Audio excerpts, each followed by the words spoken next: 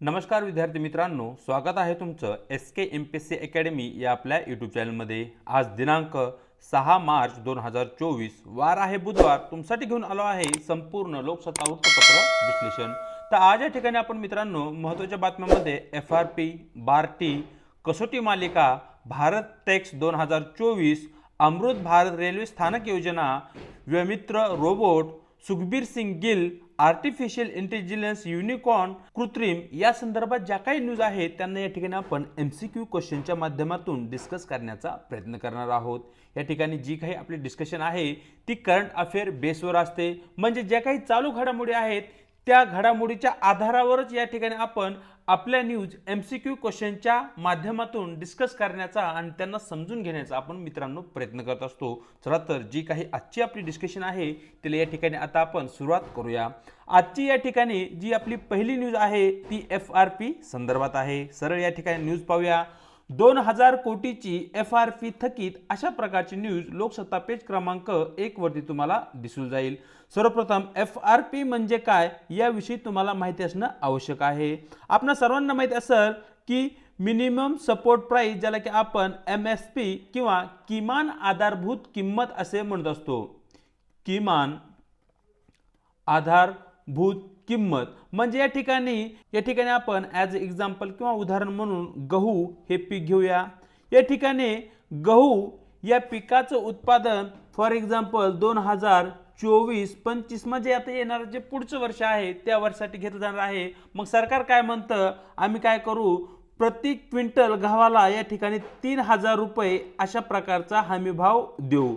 मग या ठिकाणी मार्केट म्हणजे बाजारपेठेमध्ये जर गव्हाचा भाव 2500 रुपये झाला तरीही या ठिकाणी सरकारकडून शेतकऱ्यांना 3000 रुपये भाव दिला जातो। जर मार्केटमध्ये बाजार भाव 3000च्या पुढे 3500 रुपये क्विंटल झाला तर शेतकरी काय करू शकतो, सरळ या ठिकाणी बाजारपेठेमध्ये तो जो माल आहे तो विकू शकतो। म्हणजेच या ठिकाणी येणाऱ्या पुढच्या हंगामामध्ये जे काही पीक आहे त्या पिकाला एक प्रकारचा हमी भाव शेतकऱ्यांना भेटतो आणि तो जो हमी भाव आहे तो 3000 असतो। म्हणजे जागतिक लेवलवर किंवा राष्ट्रीय लेवलवर जरी तुमच्या पिकाचे भाव कमी झाले तरीही शेतकऱ्यांना एक ठराविक निश्चित भाव या ठिकाणी किमान आधारभूत किमतीत दिला जातो। अगदी त्याचप्रमाणे FRP च्या अंतर्गत ऊस या पिकाला अशा प्रकारचा भाव दिला जातो। मिनिमम सपोर्ट प्राइस किंवा किमान आधारभूत किंमत ही ठराविक पिकाला दिली जाते आणि ऊस या पिकाला FRP च्या अंतर्गत अशा प्रकारची किमान आधारभूत किंमत दिली जाते। सेम आहे FRP आणि किमान आधारभूत किंमत, फक्त FRP ही ऊस या एकमेव पिकाला दिली जाते, हेही तुम्हाला त्या ठिकाणी माहिती असणं आवश्यक आहे।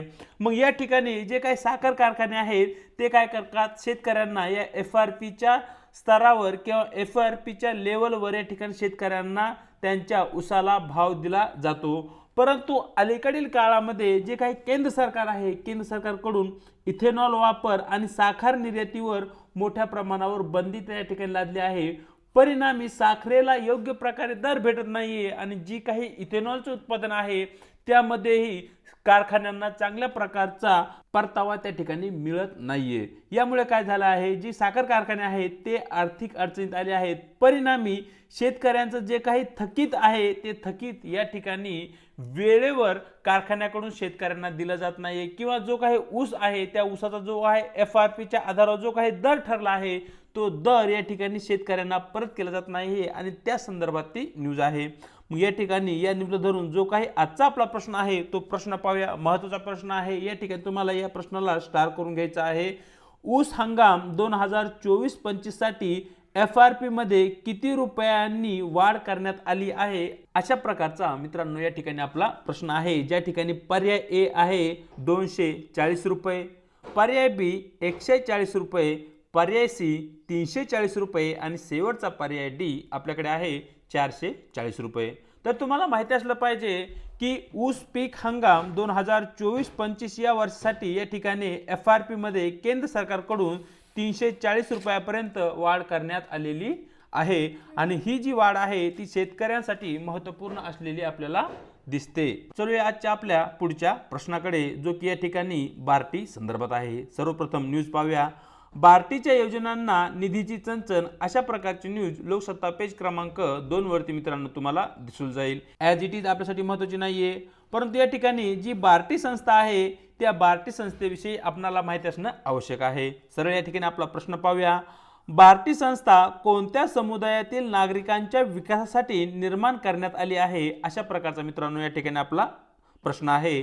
ज्या ठिकाणी पर्याय ए आपल्या समोर आहे मराठा समाज, पर्याय बी अनुसूचित जाती समाज, पर्याय सी अनुसूचित जमाती समाज आणि शेवटचा पर्याय आपल्याकडे मित्रांनो आहे ओबीसी वर्ग किंवा ओबीसी समाज. तर तुम्हाला माहिती असलं पाहिजे की महाराष्ट्र सरकारकडून विविध संशोधन आणि प्रशिक्षण संस्था निर्माण करण्यात आल्या आहे. त्यामध्येच बार्टी ही एक संस्था आहे जिच्या माध्यमातून जे काही अनुसूचित जातीतील वर्ग आहे किंवा नागरिक आहेत त्यांचा सर्वांगीण विकास व्हावा, त्यांना योग्य प्रकारचं शिक्षण भेटावं, योग्य प्रकारचं प्रशिक्षण भेटावं आणि त्यांनी जे काही संशोधन करणार आहे शिक्षणामध्ये त्या संशोधनाला एक प्रकारचा हातभार लागावा या दृष्टिकोनातून बार्टी या संस्थेची निर्मिती करण्यात आलेली आहे. जे की एससी वर्ग जो आहे, एससी वर्गातील जे काही आपले बांधव आहेत त्या बांधवांच्या सर्वांगीण विकासाचं कार्य या ठिकाणी बार्टी या संस्थेच्या अंतर्गत केलं जातं. प्रश्न क्रमांक 2चं आपलं योग्य उत्तर राहील पर्याय बी. पुढे या ठिकाणी आपण महाराष्ट्र सरकारकडून विविध समाजाच्या विकासासाठी निर्माण करण्यात आलेल्या ज्या काही संस्था आहेत त्या संस्थांची थोडक्यात माहिती असणं आपल्याला गरजेचं आहे. या ठिकाणी मागे एक न्यूज होती, बार्टीच्या धर्तीवर मातंग समाजासाठी आरटी नावाची संस्था सुरू करण्यात आली आहे. बार्टी, आरटी, सारथी, महाज्योती, अमृत या ज्या योजना आहेत या योजना कोणत्या समाजासाठी आहेत याविषयी आपल्याला माहिती असणं आवश्यक आहे. आणि जे स्पर्धा परीक्षा करणारे जे काही विद्यार्थी आहेत त्या स्पर्धा परीक्षा करणाऱ्या विद्यार्थ्यांनाही या संस्थाकडून वेळोवेळी फेलोशिप दिली जाते. म्हणजेच या ठिकाणी तुम्हाला जर एखादा क्लास लावायचा असेल आणि एखादा विद्यार्थी जर आर्थिकदृष्ट्या तो क्लास लावू शकत नसेल तर त्या ठिकाणी या संस्थाकडून एक परीक्षा ऑर्गनाइज केली जाते.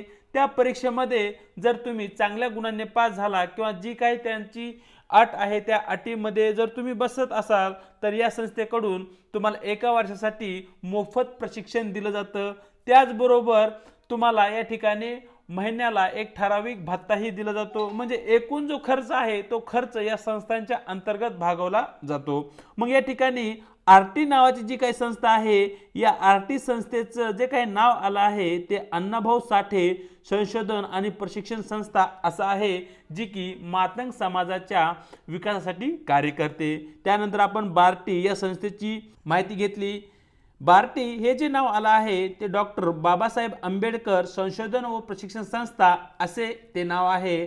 सारथी ही जी संस्था आहे ती मराठा समाजाचे जे काही विद्यार्थी आहेत त्या विद्यार्थ्यांच्या सर्वांगीण विकासासाठी कार्य करताना दिसते. आणि सारथीचं जे काही नाव आहे ते छत्रपती शाहू महाराज संशोधन आणि प्रशिक्षण संस्था असे आहे.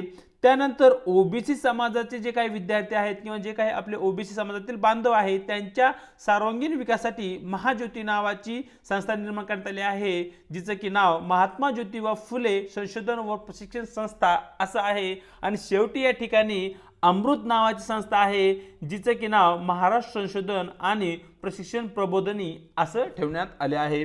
या ज्या संस्था आहेत स्पर्धा परीक्षा करणारे जे काही विद्यार्थी आहेत किंवा जे काही विद्यार्थी शालेय जीवनामध्ये असतील त्यांच्या ग्रॅज्युएशन लेवलवर असतील पीजी लेवलवर असतील किंवा जे काही विद्यार्थी संशोधनाचं कार्य करत असतील त्या सर्व विद्यार्थ्यांसाठी या संस्था महत्त्वाच्या आहेत. या संस्थाविषयी तुम्हाला माहिती असणं आवश्यक आहे. चलूया आजच्या आपल्या पुढच्या प्रश्नाकडे पाहूया. या ठिकाणी प्रश्न क्रमांक 3, भारतीय क्रिकेट संघाने मायदेशात सलग कितवा कसोटी मालिका विजय मिळवला आहे अशा प्रकारचा मित्रांनो या ठिकाणी आपला प्रश्न आहे. ज्या ठिकाणी पर्याय ए 14वा, पर्याय बी 17वा, पर्याय सी 18वा आणि पर्याय डी आपल्या समोर आहे मित्रांनो या ठिकाणी 15वा. तर तुम्हाला माहिती असलं पाहिजे की भारतीय संघाने अलीकडेच इंग्लंड या देशाविरुद्ध कसोटी मालिका जिंकली आहे. आणि या ठिकाणी मायदेशामध्ये म्हणजे भारतामध्ये ज्या काही कसोटी मालिका खेळल्या गेल्या आहेत त्या कसोटी मालिकामध्ये एकूण सलग 17 वेळा मायदेशामध्ये भारताने कसोटी मालिका जिंकली आहे. म्हणजे एकही कसोटी मालिका मागच्या 17 मालिकेमध्ये भारत पराभूत झालेला नाहीये. हा पॉइंट या ठिकाणी आपल्यासाठी महत्त्वाचा आहे. पाहूया प्रश्न क्रमांक 4, नवी दिल्ली येथे भारत टेक्स 2024 किंवा 24 या आंतरराष्ट्रीय प्रदर्शनाचे उद्घाटन कोणाच्या हस्ते करण्यात आले, अशा प्रकारचा आपला प्रश्न क्रमांक 4 आहे, ज्या ठिकाणी पर्याय ए पंतप्रधान नरेंद्र मोदी, पर्याय बी पियुष गोयल, आपल्याकडे पर्याय सी आहे अमित शाह आणि शेवटचा पर्याय नितीन गडकरी। तर मित्रांनो, तुम्हाला माहिती असलं पाहिजे की नवी दिल्ली या ठिकाणी आयोजित करण्यात आलेले भारत टेक्स 24 हे जे आंतरराष्ट्रीय प्रदर्शन होतं, याचं उद्घाटन पंतप्रधान नरेंद्र मोदी यांनी केलं होतं। प्रश्न क्रमांक 4 चं योग्य उत्तर राहील पर्याय ए। पाहूया प्रश्न क्रमांक 5, जो की या ठिकाणी अमृत रेल्वे स्थानक योजनेसंदर्भात आहे। सरळ प्रश्न पाहूया। केंद्र सरकारच्या अमृत भारत रेल्वे स्थानक योजनेत महाराष्ट्र राज्यातील किती स्थानकांचा समावेश करण्यात आला आहे, अशा प्रकारचा मित्रांनो या ठिकाणी आपला प्रश्न आहे, ज्या ठिकाणी पर्याय ए 125, बी 127, सी आपल्याकडे आहे 124 आणि शेवटी डी आहे 126 रेल्वे स्थानके। तर महाराष्ट्रामध्ये जी काही 126 रेल्वे स्थानके आहेत, त्या रेल्वे स्थानकांचा विकास केंद्र सरकारच्या अमृत भारत रेल्वे स्थानक योजनेच्या अंतर्गत केला जाणार आहे। म्हणजे प्रश्न क्रमांक 5 चे योग्य उत्तर राहील पर्याय डी। पाहूया प्रश्न क्रमांक 7, वयोमित्र रोबोट कोणत्या अंतराळ मोहिमेशी संबंधित आहे, हा जो प्रश्न आहे याला स्टार करून घ्या, तो आपल्यासाठी महत्त्वाचा आहे। या ठिकाणी पहिला पर्याय ए आदित्य L1, पर्याय बी गगनयान, पर्याय सी चंद्रयान, पर्याय डी चंद्रयान 3। म्हणजे या ठिकाणी चंद्रयान 1, चंद्रयान 2 आणि चंद्रयान 3 चंद्र संदर्भात एकूण 3 मोहिमा राबवल्या आहेत आणि शेवटचा जो काही डी पर्याय आहे तो चंद्रयान 3 या मोहिमे संदर्भात आहे। या ठिकाणी तुम्हाला माहिती असलं पाहिजे की वयोमित्र रोबोट ही अंतराळ मोहीम गगनयान या अंतराळ मोहिमेशी संबंधित आहे। वयोमित्र रोबोट हा जो शब्द जर आला तर तो गगनयान या अंतराळ मोहिमेशी संदर्भात आहे, जी की इस्रो कडून राबवली जात आहे, हेही तुम्हाला त्या ठिकाणी माहिती असणं आवश्यक आहे। प्रश्न क्रमांक 6 चं योग्य उत्तर राहील पर्याय बी। तर मित्रांनो, तुम्ही मला कमेंट बॉक्समध्ये सांगायचे आदित्य L1 ही जी मोहीम आहे ती नेमकी कशाच्या अभ्यासासंदर्भात आहे। चंद्र, सूर्य, तारे म्हणजे जे काही खगोलीय गोष्टी आहेत यापैकी कोणत्या घटकाच्या अभ्यासासंदर्भात आदित्य L1 मोहीम आहे, हे तुम्ही मला कमेंट बॉक्समध्ये सांगायचे आहे।